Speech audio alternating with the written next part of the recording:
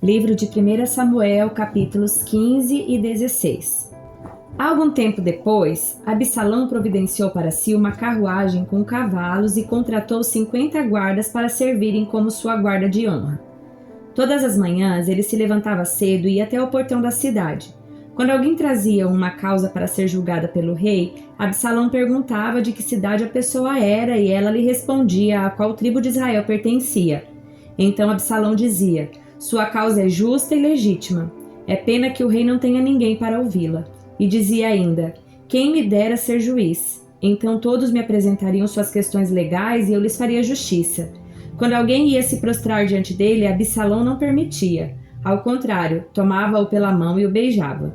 Fazia isso com todos que vinham ao rei pedir justiça, e desse modo ia conquistando o coração de todos em Israel.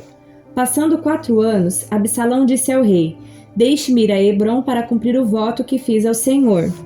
Enquanto eu estava em Jesur, na Síria, prometi oferecer sacrifícios ao Senhor em Hebrom, caso ele me trouxesse de volta a Jerusalém."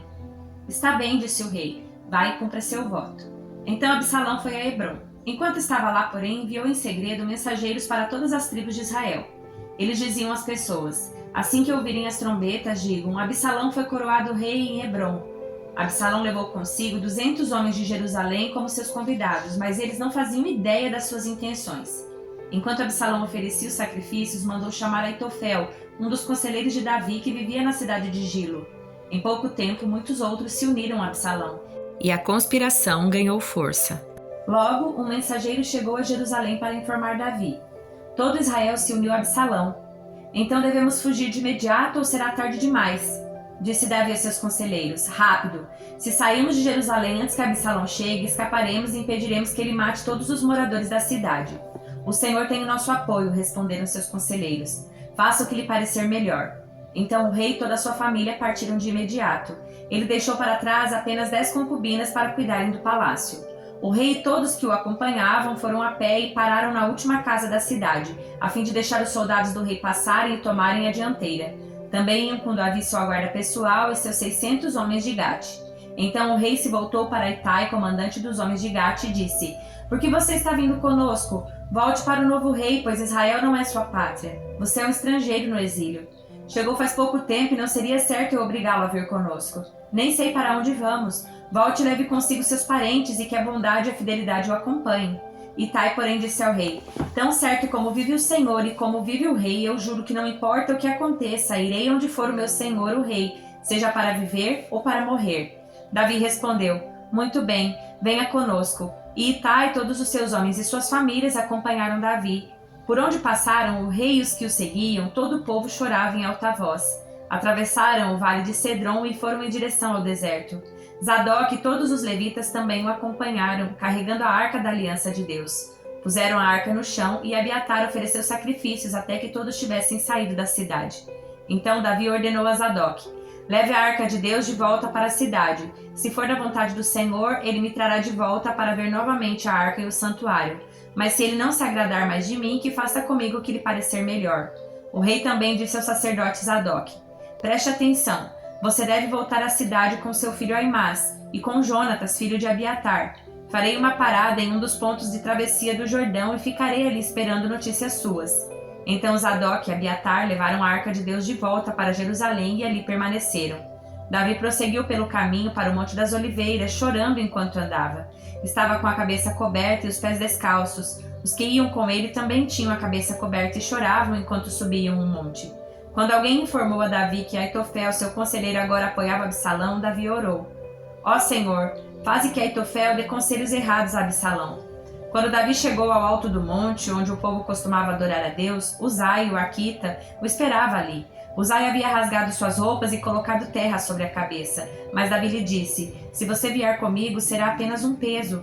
Volte à cidade e diga a Absalão: agora serei seu conselheiro, ó rei, como no passado fui conselheiro do seu pai. Assim você poderá frustrar os conselhos de Aitofel." Os sacerdotes Zadok e Abiatar estarão lá. Informe-os dos planos feitos no palácio, e eles enviarão seus filhos Aimás e Jonatas para me contar o que passa. Assim, Uzai, amigo de Davi, voltou para Jerusalém, e ele chegou na mesma hora em que Absalão entrava na cidade. Quando Davi tinha acabado de passar pelo alto do monte, Ziba, servo de Mefibosete, estava à sua espera.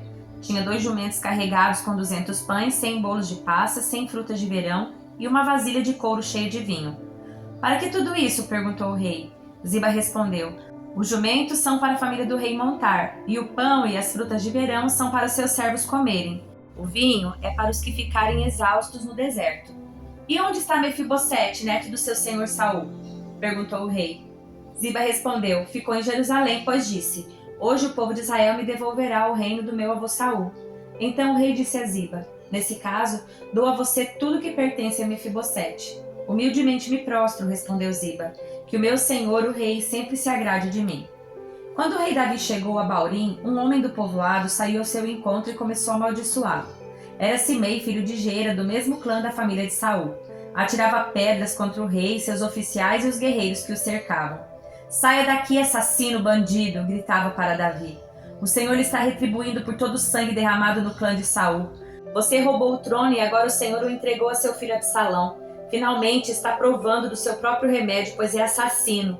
Então Abissai, filho de Zeruia, disse: por que este cão morto amaldiçoou meu senhor o rei? Dê a ordem e eu cortarei a cabeça dele. O rei, porém, disse: quem pediu a opinião de vocês, filhos de Zeruia? Se o Senhor mandou este homem me amaldiçoar, quem são vocês para questioná-lo? Então Davi disse a Abissai e a todos os seus servos: meu próprio filho procura me matar. Não teria esse parente de Saul ainda mais motivos para fazer o mesmo? Deixe-o em paz, que ele me amaldiçoe, pois foi o Senhor que o mandou. Talvez o Senhor veja que tenho sido injustiçado e me abençoe por causa dessas maldições de hoje. Assim Davi e seus homens prosseguiram em seu caminho. Simei os seguia pela encosta de um monte próximo, amaldiçoando Davi e atirando pedras e terra contra ele. O rei e todos que o acompanhavam chegaram exaustos ao rio Jordão e por isso descansaram ali. Nesse meio tempo, Absalão e uma multidão de israelitas entraram em Jerusalém acompanhados por Aitofel. Quando Uzai, o arquita, amigo de Davi, chegou à cidade, foi logo ao encontro de Absalão. Viva o rei! Exclamou. Viva o rei! É assim que você mostra lealdade a seu amigo Davi? Perguntou-lhe Absalão. Por que não está com ele? Uzai respondeu: estou aqui porque pertenço àquele que é escolhido pelo Senhor e por todos os homens de Israel. Além do mais, é natural que eu sirva ao filho de Davi, assim como fui conselheiro do seu pai, agora serei seu conselheiro.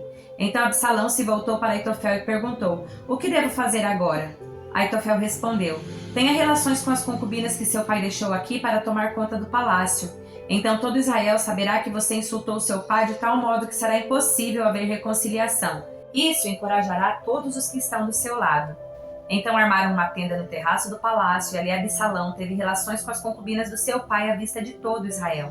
Absalão seguiu os conselhos de Aitofel, como Davi tinha feito, pois as palavras de Aitofel pareciam sábias como se fossem um conselho dado pelo próprio Deus. Salmo de número 72. Dá ao rei tua justiça, ó Deus, e concede retidão ao filho do rei. Ajuda-o a julgar teu povo corretamente, que os pobres sejam tratados com imparcialidade, que os montes produzam prosperidade para todos e que as colinas deem muitos frutos. Ajuda-o a defender os pobres dentre o povo, a salvar os filhos dos necessitados e a esmagar seus opressores. Que eles te temam enquanto o sol brilhar, enquanto a lua permanecer no céu. Sim, para sempre. Que o governo do rei seja como a chuva sobre a grama recém-cortada, como os aguaceiros que regam a terra. Que todos os justos floresçam durante seu reinado, que haja grande paz até que a lua deixe de existir. Que ele reine de mar a mar e do rio Eufrates até os confins da terra. Nômades do deserto se curvarão diante dele, seus inimigos lamberão o pó a seus pés. Os reis de Tarse e de outras terras distantes lhe pagarão tributos. Os reis de Sabá e de Sebá lhe darão presentes. Todos os reis se curvarão diante dele, todas as nações o servirão. Ele livrará o pobre que clamar por socorro e ajudará o oprimido indefeso. Ele tem compaixão do fraco e do necessitado e o salvará. Ele os resgatará da opressão e da violência, pois considera preciosa a vida deles. Viva o rei, que ele receba o ouro de Sabá. Que o povo sempre ore por ele e o abençoe o dia todo. Que haja fartura de cereais em toda a terra, crescendo até o alto dos montes. Que as árvores frutíferas sejam como as do Líbano e que o povo prospere como grama no campo. Que o nome do rei permaneça para sempre, que dure enquanto o sol brilhar. Que todas as nações sejam abençoadas por meio dele e o louvem. Louvado seja o Senhor Deus, o Deus de Israel, o único que realiza tais maravilhas. Louvado seja o nome glorioso para sempre. Que sua glória encha toda a terra. Amém e amém. Terminam aqui as orações de Davi, filho de Jessé. Primeira carta aos Coríntios, capítulo 10. Irmãos, não quero que vocês se esqueçam do que aconteceu muito tempo atrás, quando nossos antepassados foram guiados por uma nuvem que ia diante deles e atravessaram o mar. Na nuvem e no mar, todos foram batizados como seguidores de Moisés. Todos comeram do mesmo alimento espiritual e todos beberam da mesma água espiritual, pois beberam da rocha espiritual que os acompanhava, e essa rocha era Cristo. No entanto, Deus não se agradou da maioria deles e seus corpos ficaram espelhados pelo deserto. Tais coisas aconteceram como advertência para nós, a fim de que não cobicemos o que é mal, como eles cobiçaram, nem adoremos ídolos, como alguns deles adoraram, segundo as Escrituras. Todos comeram e beberam e se entregaram à farra. E não devemos praticar a imoralidade sexual, como alguns deles praticaram e morreram 23.000 pessoas num só dia. Também não devemos pôr Cristo à prova, como alguns deles puseram e foram mortos por serpentes. E não se queixem como alguns deles se queixaram e foram destruídos pelo anjo da morte. Essas coisas que aconteceram a eles nos servem como exemplo. Foram escritas como advertência para nós que vivemos no fim dos tempos. Portanto, se vocês pensam que estão de pé, cuidem para que não caiam. As tentações em sua vida não são diferentes daquelas que outros enfrentaram. Deus é fiel e Ele não permitirá tentações maiores do que vocês podem suportar. Quando forem tentados, Ele mostrará uma saída para que consigam resistir. Portanto, meus amados, fujam do culto aos ídolos. Vocês são pessoas sensatas. Julguem por si mesmos se o que digo é verdade. Quando abençoamos o cálice e a mesa, não participamos do sangue de Cristo? E quando partimos o pão, não participamos do corpo de Cristo? E embora sejamos muitos, todos comemos do mesmo pão, mostrando que somos um só corpo. Pensem no povo de Israel. Acaso os que comiam dos sacrifícios não partilhavam do mesmo altar? Então, o que estou tentando dizer? Que a comida oferecida a ídolos tem alguma importância ou que os ídolos são deuses de verdade? De maneira nenhuma. Estou dizendo que esses sacrifícios são oferecidos a demônios e não a Deus. E não quero que vocês tenham parte com demônios. Vocês não podem beber do cálice do Senhor e também do cálice de demônios. Não podem participar da mesa do Senhor e também da mesa de demônios. Acaso nos atreveremos a despertar o ciúme do Senhor? Somos mais fortes que Ele? Tudo é permitido, mas nem tudo convém. Tudo é permitido, mas nem tudo traz benefícios. Não se preocupem com seu próprio bem, mas com o bem dos outros. Portanto, vocês podem comer qualquer carne que é vendida no mercado sem questionar nada por motivo de consciência, pois do Senhor é a terra e tudo que nela há. Se um descrente os convidar para uma refeição, aceitem o convite se desejarem. Comam o que lhe oferecerem, sem questionar nada por motivo da consciência. Mas, se alguém lhes disser: esta carne foi oferecida a um ídolo, não a comam por respeito à consciência da pessoa que os avisou. Talvez não seja uma questão de consciência para vocês, mas o é para outra pessoa.